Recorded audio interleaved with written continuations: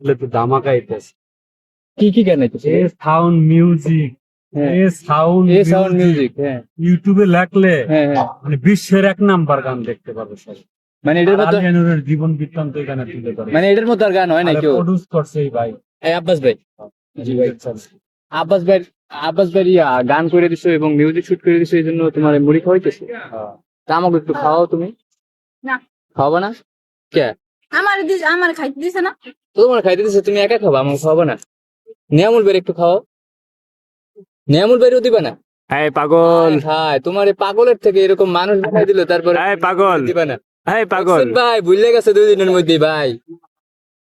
না বলবো না, এই ভাই আপনি এই পাগল হলে কি করেন ভাই? মুড়ি খায় না। কে মুড়ি খায় না? জানা আমি মুড়ি খাই না। খায় খায়, তুমি একটু খাওয়াই দাও। দিবা না?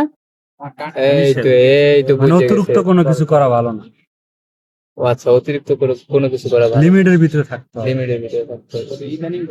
তো আচ্ছা দর্শক, আপনারা সবাই আলিয়ানুরকে সাপোর্ট করবেন। আলিয়ানুরের যে গানগুলো বেরোইছে সেই গানগুলো আপনারা তবে বিশাল একটা চমক আসতেছে ওই গানের ভিতরে, মানে ওই ভিডিওর ভিতরে।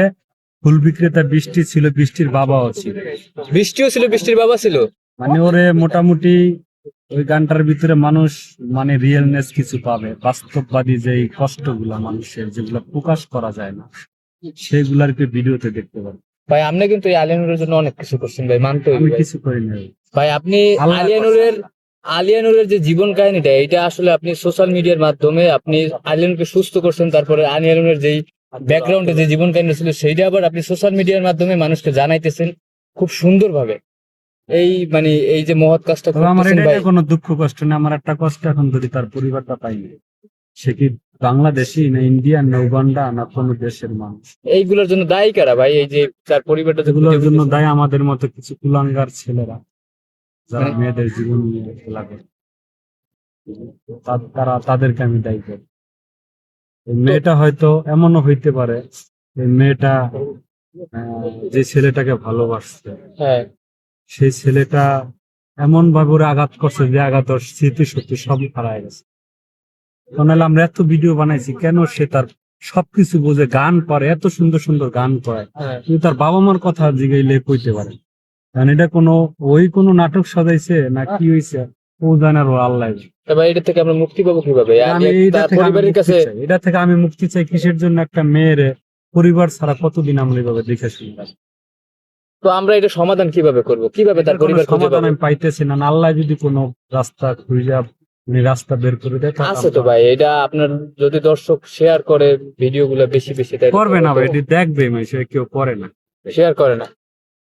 তো দর্শক আপনারা একটু এই নিয়ামুল ভাইকে একটু, দেখা গেছে নিয়ামুল ভাই তো অনেক কিছু করছে, এখন একটু আপনারা করেন, ভিডিওটা শেয়ার করে তার আলিয়াকে শেয়ার করতো। বাংলাদেশে 20 কোটি মানুষ আছে, 20 হ্যাঁ। কোটি মানুষের ভিতরে অন্তত আর ভিডিওটা যদি 5 কোটি মানুষের দ্বারা পৌঁছাইতো, তাহলে আমরা জানতে পারতাম আর পরিবার কে কে আছে। এমন হইতে পারে আর পরিবারের এমন অজপাড়া গায়ে, যে গায়ের ভিতরে মানে ওরকম মানে নেটওয়ার্কিং নাই। আছে আমাদের বাংলাদেশে এখন আছে, অজপাড়া গা আছে, আছে, হ্যাঁ হ্যাঁ, এরকম আছে। মিথ্যার কিছু নেই, বাস্তব। হ্যাঁ। এই অজপাড়া গায়ে হয়তো আর ভিডিওটা পৌঁছাইতেছে, এরকম হইতো। তো দর্শক আপনারা একটু আমাদের সাহায্য করুন আলিয়ার ফ্যামিলিকে পেতে, আলিয়ার ফ্যামিলিকে জানি আমরা পাই। আপনারা দ্রুত ভিডিওটা শেয়ার করবেন এবং আলিয়ার ফ্যামিলিকে পেতে আমাদেরকে সাহায্য করবেন। ধন্যবাদ।